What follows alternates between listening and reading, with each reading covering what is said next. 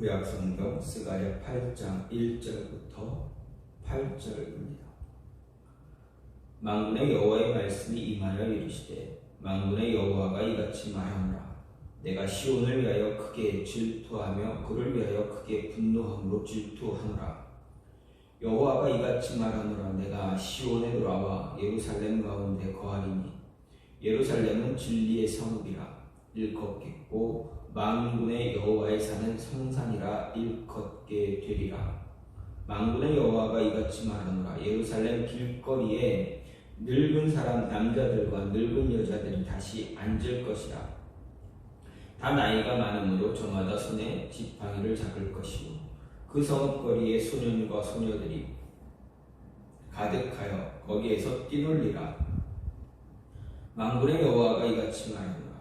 이 일이 그날엔 남은 백성의 눈에는 기이하려니와 내 눈에야 어찌 기이하겠느냐. 만군의 여호와의 말이니라. 만군의 여호와가 이같이 말하노라. 보라, 내가 내 백성을 해가 뜨는 땅과 해가 지는 땅에서부터 구원하여 내고 인도하여다가 예루살렘 가운데 거주하게 하리니 그들은 내 백성이 되고 나는 진리와 공의로 그들의 하나님이 되리라. 아멘. 오늘 말씀 스가랴 8장 1절부터 8절 말씀입니다. 오늘 말씀은 성전 건축이 한창 진행 중이던 때 베델 사람들의 5월 금식을 지속해야 되느냐에 대한 질문에 대해 그 답변이 이어지는 모습입니다.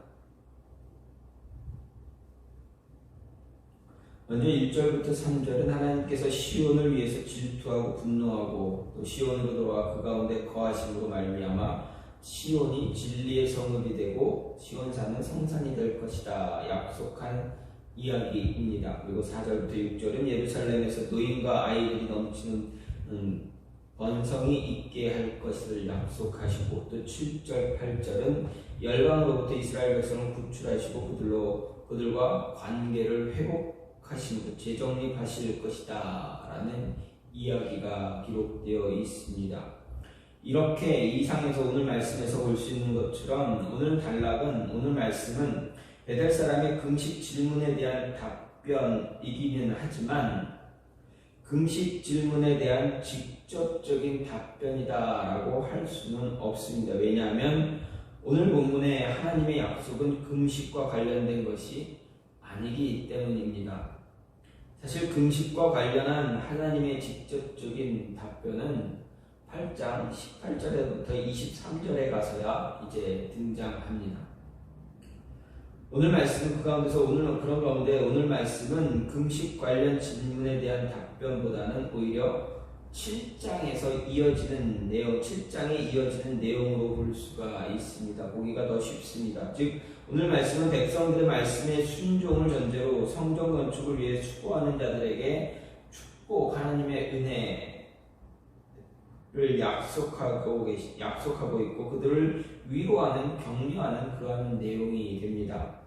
다만 오늘 본문은 결과적으로 8장 하나님의 답변에 연결되기 때문에 금식 관련 답변의 초반부로 보기도 합니다. 특별히 오늘 말씀에서 하나님께서 시온을 위해 질투하신다라는 표현을 사용하고 있는데 하나님의 이 질투는 어떻습니까? 우리 사람이 갖는, 인간이 갖는 그런 질투, 탐욕이나 소유욕으로 인해서 시작되는 그런 질투의 감정이라 할 수 있습니까?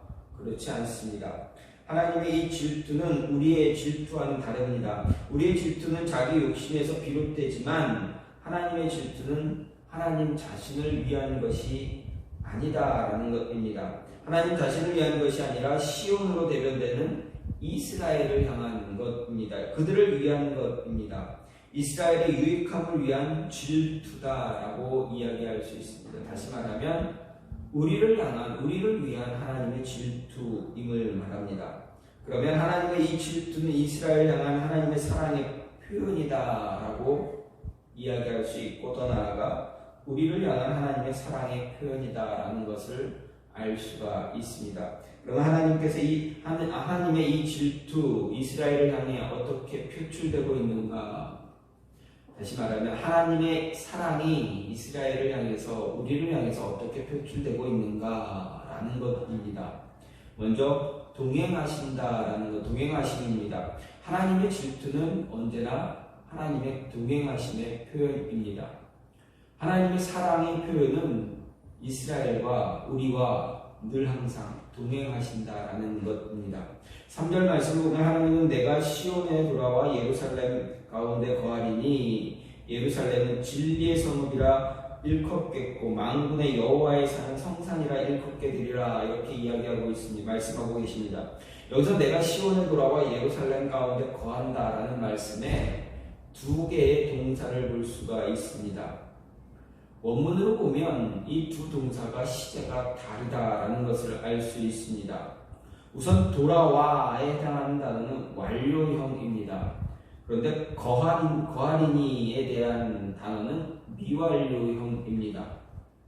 이것은 하나님께서 백성들이 바벨론에서 귀환할 때 그들과 함께 예루살렘으로 돌아오셨지만 자신의 이름을 두기로 약속한 성전이 완성되지 않았기에 그 가운데 온전히 거할 것은 미래의 일로 표현했습니다. 그래서 미완료형으로 쓰여졌습니다.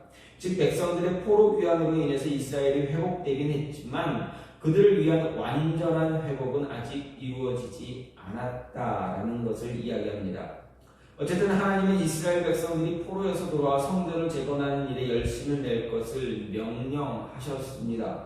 하지만 그들에게는 풀어야 할 문제들이 주변에 산재해 있었습니다. 가장 어려웠던 문제가 무엇입니까? 주변 이방인들의 핍박과 성전 재건을 방해하는 움직임입니다. 동시에 같은 민족이었지만 부와 권력을 가진 자들의 횡포이기도 했습니다. 그로 인해서 성전 재건이 미뤄졌고 늦춰지게 됩니다. 하지만 이런 상황에서 하나님은 스가랴를 통해서 백성들에게 다시 성전을 재건하도록 격려의 메시지를 주셨습니다. 하나님이 주신 그 메시지를 통해서 다시 재건에 힘쓰는 백성들에게 하나님 덧붙여 말씀하시기를 내가 너희와 항상 동행해 주겠다는 3절의 말씀입니다. 특히 하나님 자신이 예루살렘으로 돌아오시겠다는 말씀이었습니다. 이스라엘 백성들이 죄로 인해 하나님 그들을 심판하심으로 인해서 바벨론의 포로로 끌려가게 하셨습니다. 오랜 시간 동안 그들과 단절된 모습을 보여주셨습니다. 그들에게 자신을 드러내지 않으셨습니다. 그래서 백성들은 어떻습니까? 자신들이 하나님과 단절된 것과 같이 믿겼고 또 그렇게 살아왔습니다. 굉장히 오랜 시간을 그렇게 살았습니다.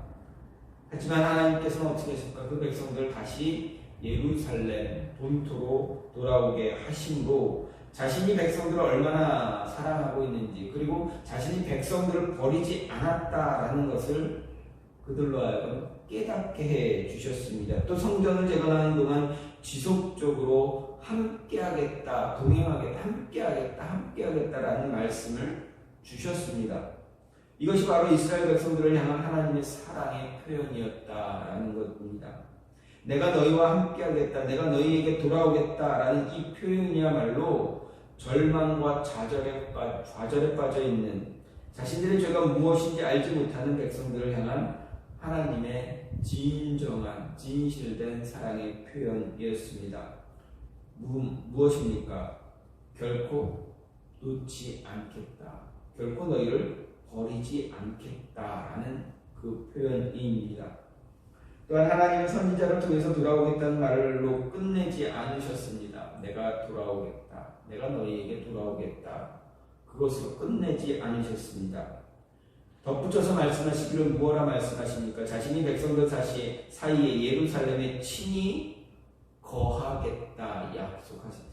내가 너희들 안에 거할 것이다 라고 말씀하셨습니다. 백성들과 친히 거하겠다라는 이 말씀은 항상 언제나 백성들과 동행해 주겠다. 내가 너희와 동행할 것이다 라는 그런 이야기였습니다. 그런 말씀이었습니다. 힘들고 어려움에 빠진 백성들에게, 그리고 말씀을 바르게 깨닫지 못하고 삶에서 습관적으로 행하는 잘못된 행동들을 반복하는 그런 백성들에게 내가 너희와 함께 거하겠다, 내가 너희 안에 거하겠다라는 이 말씀은 무엇과도 바꿀 수 없는 하나님의 진실을 된 진정한 사랑의 표현이라는 것입니다. 항상 함께 하신다는 그 말씀은 다시 일어서야 하는 백성들에게 어떻습니까? 다시 일어나야 하는 자들에게는 거대한 힘이 되어 줍니다. 우리는 우리에게 주어진 사명을, 우리에게 주어진 비전을 감당할 때 정말 많은 어려움들 앞에 놓이게 됩니다. 이런 어려움들을 이겨낼 때 가장 힘이 되는 것이 무엇입니까? 사람들의 도움입니까? 사람들의 위로입니까? 아니면 가장 필요한 재정적인, 물질적인 그러한 지원입니까? 이러한 모든 것들은 지금까지 언급되었던 것들은 있을 때도 있고 없을 때도 있습니다. 하지만 가장 힘이 되어지는 것, 늘 항상 함께하는 것, 변함없이 늘 주어지는 것은 무엇입니까? 우리에게 필요한 것은 무엇입니까? 하나님이 나와 함께 하신다라는 확신입니다. 그에 대한 확신입니다. 내가 무엇을 하든, 내가 어디를 가든, 무엇을 준비하든 하나님이 나와 함께 하신다, 지금 나와 함께 하고 계신다라는 확신이 있으면 어떻습니까? 힘든 일도 힘들지 않습니다. 어렵지 않습니다. 버틸 수 있게 됩니다. 모든 상황을 이길 수 있게 됩니다. 말씀을 통해 하나님이 우리와 동행하고 계신다라는 확신이 있으면 쓰러지지, 좌절하지 않습니다. 이겨내게 됩니다. 왜 그렇습니까? 하나님이 지금 일하고 있다라는 것을 알기 때문입니다. 깨닫기 때문입니다. 체험하고 있기 때문입니다. 고통과 고난 등 모든 이런 것들을 나 혼자 버티고 이겨내는 것이 아니라 하나님이 지금 나와 함께 하심으로 내가 이겨내고 버틸 수 있다라는 것을 느낄 수 있기 때문에 그렇습니다. 따라서 하나님의 진정한 사랑의 표현은 너희에게 돌아오겠다는 말씀이고 너희 안에 거하겠다는 말씀입니다. 이스라엘에게 하나님께서 주시는 진정한 사랑의 표현은 바로 내가 너희와 함께하고 너희 안에 거하겠다라는 것입니다. 이 모습이, 이 표현이 저와 여러분에게도 동일하게 주어지고 있다라는 것입니다. 하나님이 우리를 얼마나 많이 사랑한가, 나와 여러분을 얼마나 많이 사랑하는가, 바로 이 표현을 통해서 알 수 있다라는 것입니다. 이 말씀이 저와 여러분에게, 교회에게 진정한 힘이 되어집니다. 모든 것을 이겨낼 수 있는 힘이 됩니다. 따라서 이 사랑의 표현을 늘 체험할 수 있는 우리의 삶이 되어지기를 간절히 소망합니다. 두 번째는 무엇입니까? 하나님께서 이스라엘 백성들에게, 우리에게 주시는 사랑의 표현은 무엇입니까? 바로 평안입니다. 평화, 평안입니다. 4절과 5절 말씀을 보면 하나님은 예루살렘 길거리에 늙은 남자들과 늙은 여자들이 다시 앉을 것이라. 다 나이가 많으므로 저마다 손에 지팡이를 잡을 것이요 그 성읍거리에 소년과 소녀들이 가득하여 거기에서 뛰놀리라. 이렇게 이야기하고 있습니다. 이는 성전 재건을 위해 수고하는 백성들을 향한 하나님의 약속인, 하나님의 예루살렘 임재 약속의 실현입니다. 앞으로 나타나게 될 결과에 대한, 미래에 대한 말씀입니다. 한마디로 예루살렘이 평안을 누리게 될 것이다. 예루살렘에 평화가 임하게 될 것이다. 평화가 임함으로 인해서 그 안에 살고 있는 늙은 이들, 늙은 남자와 여자들, 소년과 소녀들, 그들이 평안함으로 거리에 가득할 것이다 라는 이야기입니다. 여기서 예루살렘 길거리에서 늙은 남자들과 이 늙은 여자들이 다시 앉을 것이다, 앉을 것이다. 다 나이가 많음으로 저마다 손에 지팡이를 잡을 것이다. 라는 말씀은 성경이 말씀하는 여러 축복 가운데 하나인 장수의 축복입니다. 예루살렘 가운데 임하게 될 것을 예언한 그 축복입니다. 또 사람들이 길거리에 앉아서 더불어 교제하고 장수를 누리기 위해서 필요한 것이 무엇입니까? 평화입니다. 평안입니다. 마음의 평안이 없으면 어떻게 됩니까? 아무리 부하고 권력을 갖고 있더라도 아무 소용이 없게 됩니다. 마음의 평안을 갖고 있어야 누군가와 다른 사람과 교제해도 평화롭습니다. 평화가 임하게 됩니다. 그런 점에서 노인들이 길거리에 앉는다는 것, 그들이 저마다 손에 지팡이를 잡을 것이다 라는 말씀, 이것 역시 평화에 대한 약속이 될 수 있습니다. 또 성읍거리에 소년, 소녀들이 가득하게 될 것이다. 아이들이 차고 넘칠 것이다. 그럼 무엇입니까? 평화로워야 이제 아이들이 태어나고 아기들이 태어나고 그 아기들이 자라고 평화로워야 평안해야 아이들이 잘 자라게 됩니다. 그래야 그 아이들이 길거리에서 뛰놀기가 좋습니다. 뛰놀 수가 있습니다. 도시가 불안하고 불안정하면 아이들이 밖에 나오게 됩니까? 아이들을 밖으로 내보낼 수가 있겠습니까? 그렇지 못합니다. 길거리에 불량배들이 가득하고 괴롭히는 자들이 가득해지고 무기든 자들이 오고 가고 병사들이 오고 가고 거리를 돌아다니고 그러면 어떻습니까? 뭔가 불안합니다. 두렵습니다. 그러면 아이들을 길거리로 내보내기 어렵습니다. 왜 그렇습니까? 어떤 일이 어떻게 일어날지 모르기에, 사회가 불안하기에 아이들을 밖으로 내보낼 수가 없습니다. 늙은이들이 어떻습니까? 밖에 나와서 길거리에 앉아 있을 수 있습니까? 절대 그렇게 할 수가 없다는 것입니다. 인구가 번성해지고 아이들이 가득해지고 노인들도 가득해진다면 그만큼 그 도시는 평화로움이 있고 평화를 누리고 평안이 넘치기 때문에 그러한 모습을 가질 수가 있습니다. 따라서 이렇게 오늘 말씀 4절 5절을 보게 되면 궁극적으로 임마누엘의 하나님이 우리와 그들과 함께 한다라는 것을 알 수가 있습니다. 임마누엘의 하나님께서 인간에게 돌아오심으로 말미암아 인간들이 누리게 될 평화를 예언하는 것이다 할 수가 있습니다.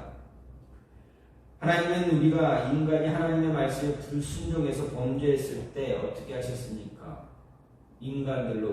우리들로부터 떠나셨습니다. 아담과 하와가 하나님 앞에서 죄를 지었을 때 아담으로부터 떠나셨습니다. 그들을 내쫓으셨습니다. 하나님의 에덴 동산에서 내쫓았습니다. 하나님과 아담과 하와는 인류는 단절되어졌습니다.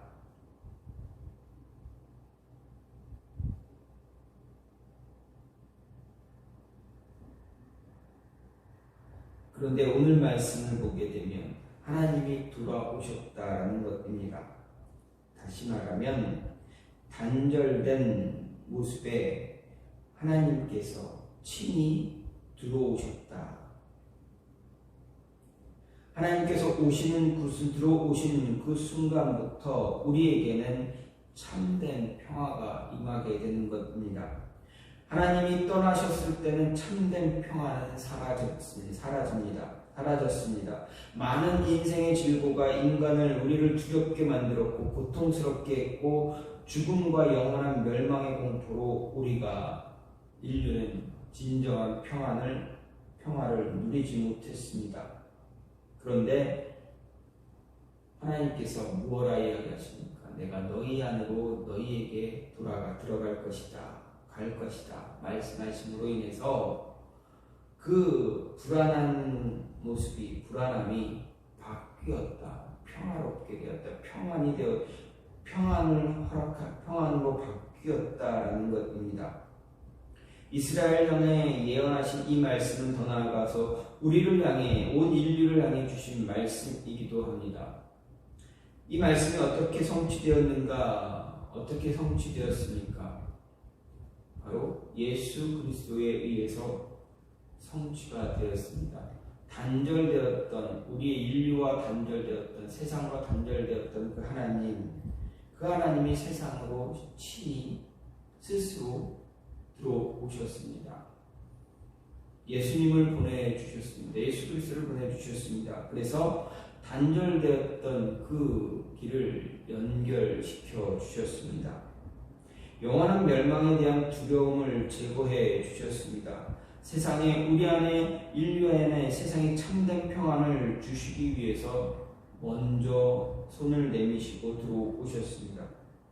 그렇기 때문에 천사들이 아기 예수가 태어나실 때 지극히 높은 곳에서는 하나님께 영광이요 땅에서는 하나님이 기뻐하시는 사람들 중에 평화다라고 고백했습니다. 노래했습니다. 예수님은 스스로 평안을 너희에게 끼치노니 곧 나의 평안을 너희에게 주노라. 내가 너희에게 주는 것은 세상이 주는 것과 같지 아니하니라.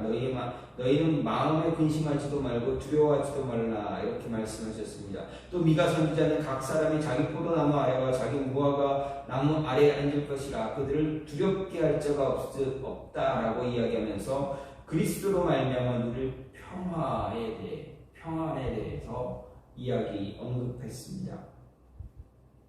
예수님이 세상에 오심으로 인해서 우리에게 임마누엘의 하나님이 되어 주셨습니다. 동행해 주셨습니다. 항상 함께하겠다, 너희와 함께하겠다 말씀하셨습니다. 그래서 사망의 권세를 꺾으시고 영원히 함께하심으로 우리에게 참된 평안을 허락해 주셨습니다. 전능하심과 거룩한 능력으로 우리의 삶 속에서 보호해 주시는 은혜를 베풀어 주셨습니다. 그리고 미래에 대한 확실한 소망까지 허락해 주셨습니다. 그래서 하나님의 사랑의 표현은 언제나 평안이다. 우리가 누리고 있는 평안이 하나님께서 주신 사랑의 표현이다라는 것입니다. 따라서 우리는 이 평안을 누릴 수 있는 자가 되어줘야 합니다. 여러분 평안하십니까? 하나님이 그것을 여러분에게 허락해 주신 것입니다. 하나님의 사랑의 표현임을 잊지 마시고 그 평안을 누림으로 하나님과 더 가까운 그런 모습을 가지시기를 간절히 소망합니다. 마지막으로 하나님께서 보여주시는 사랑의 표현은 무엇입니까? 공의와 진리입니다. 하나님께서 공의와 진리로 우리를 이스라엘을 인도해 주셨습니다. 7절 8절 말씀을 보게 되면 만군의 여호와가 이같이 말하노라. 보라 내가 내 백성을 해가 뜨는 땅과 해가 지는 땅에서부터 구원하여 내고 인도하여다가 예루살렘 가운데 거주하게 하리니 그들은 내 백성이 되고 나는 진리와 공의로 그들의 하나님이 되리라. 이렇게 이야기하고 있습니다. 즉 하나님은 동방과 서방에서 구원해내어 인도의 예루살렘에 거주하게 할 자들로 자신의 백성들을 삼고 그들을 진리와 공의로 다스릴 것이다 말씀하신 것입니다. 여기서 진리와 공의는 하나님께서 자신의 백성을 다스리는 두 가지의 영원한 원칙입니다. 이 진리와 공의는 하나님께서 그 백성들을 향해 베푸시는 통치가 완전하고 축복되고 은혜롭다라는 것을 의미합니다. 먼저 진리라는 말은 진실 또는 성실로 번역할 수가 있는 말입니다. 자기 백성을 향한 하나님의 언약과 관련된 말입니다. 즉 하나님께서 자기 백성을 결단코 버리지 않으시겠다라는 의미가 포함되어 있습니다. 내포되어 있습니다. 왜냐하면 하나님의 자기 백성을 향한 언약의 핵심은 하나님께서 그들을 자신의 백성으로 삼고 그들의 하나님이 되어주신다는 것이기 때문에 그렇습니다. 그렇게 하나님은 비록 자기 백성들이 자신을 배신하고 자신을 떠난다 할지라도 자신만큼은 그들을 떠나지 않으신다라는 것입니다. 한 번 택한 이상 절대로 버리지 않으시는 분입니다. 하나님께서 만민 가운데 모든 백성들 가운데서 자기 백성으로 택한 이스라엘의 역사를 보십시오. 세상 가운데 이스라엘을 택하신 그들의 역사를 보게 되면 하나님은 단 한순간도 그들을 버리지 않으셨습니다. 그들이 죄를 지었음에도 불구하고 잠시 그들을 버린 것처럼 보일지라도 결코 버린 적이 없으십니다. 왜 그랬습니까? 매 순간순간 하나님이 없는 것처럼 보였지만 하나님은 그들과 함께 하셨고 그들을 다시 회복시켜 주셨다라는 것을 볼 때 하나님은 결단코 단 한 번도 이스라엘을 떠나거나 버리지 않으셨다라는 것입니다.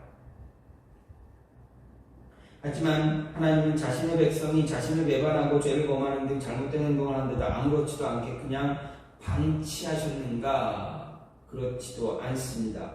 하나님은 사랑의 하나님이신 동시에 공의로 그들을 다스려 주셨습니다. 공의로운 하나님 절대로 악을 그냥 내버려 두지 않습니다. 그래서 하나님은 자기 백성이라도 악을 행하면 어떻습니까? 늘 항상 공의로 그들을 징계하셨습니다. 자기 백성을 공의로 다스린다는 것은 악에 대해서 보응한다라는 것만을 의미하지는 않습니다. 공의가 무엇입니까? 공평함을 내포하는 말입니다. 따라서 하나님은 악에 대해서는 벌하지만 의에 대해서는 상급으로 갚아 주셨습니다. 즉 하나님은 자기 백성들을 그 행위에 따라 갚아 주셨다라는 은혜를 베푸셨다는 것입니다. 이스라엘을 버리신 일은 없지만 그들이 죄를 지었을 때 징벌하셨습니다. 또 하나님을 잘 섬겼을 때 따랐을 때 은혜를 베풀어 주셨습니다. 이와 같은 하나님의 두 가지 통치 원리를 기억하는 것, 우리가 기억해야 되는 것 굉장히 중요합니다. 왜냐하면 하나님은 과거 구약 시대 자신의 백성 이스라엘에 대한 진리와 공의로 통치하셨듯이 우리도 동일하게 공의로움으로 진리로 우리를 통치하신다라는 말씀이기 때문입니다. 하나님께서 자기 백성을 진리로 다스리기에 우리의 연약함에 비롯되는 죄와 허물에도 불구하고 우리를 버리지 않으신다라는 확신과 구원의 확신을 가질 수 있기에 그렇습니다. 아울러서 우리는 하나님께서 비록 자기 백성을 버리는 일은 절대 없지만 자기 백성을 공의로 다스리기 위해 죄를 범하면 그에 대한 보응도 그에 대한 어떤 징계도 있다라는 사실을 기억해야 합니다.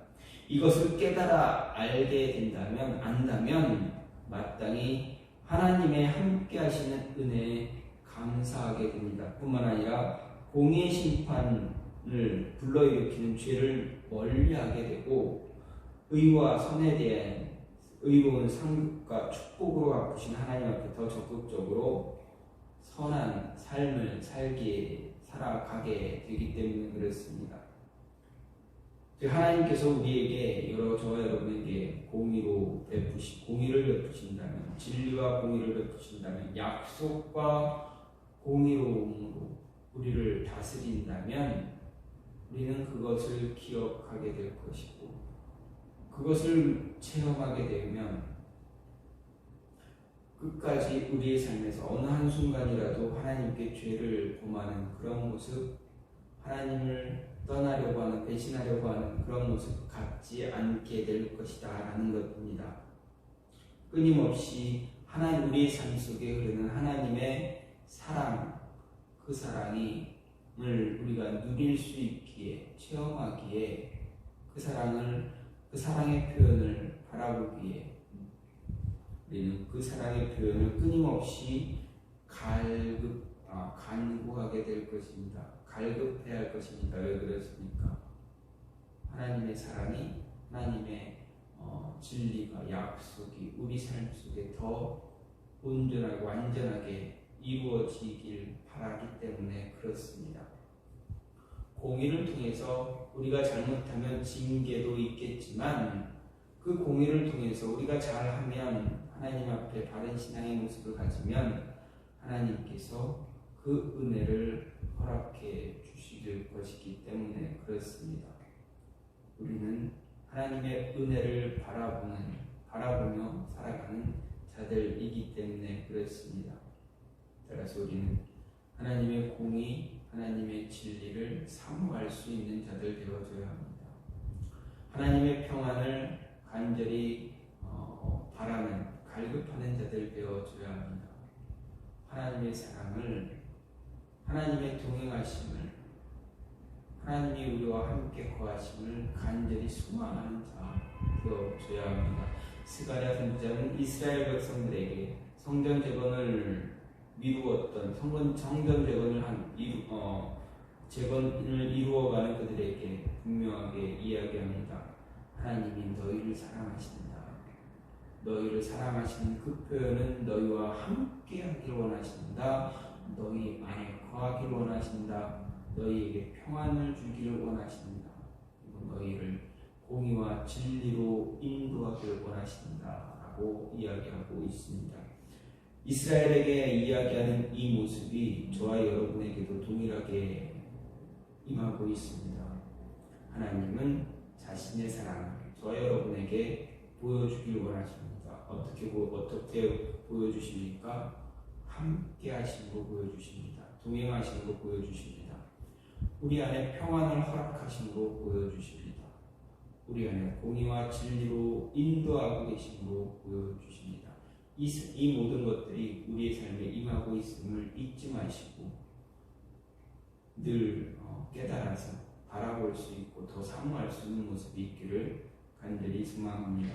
이 시간 같이 기도하기 원하는 하나님, 우리로 하여금 하나님의 사랑의 표현을 우리가 기억하게 해달라고, 잊지 않게 해달라고,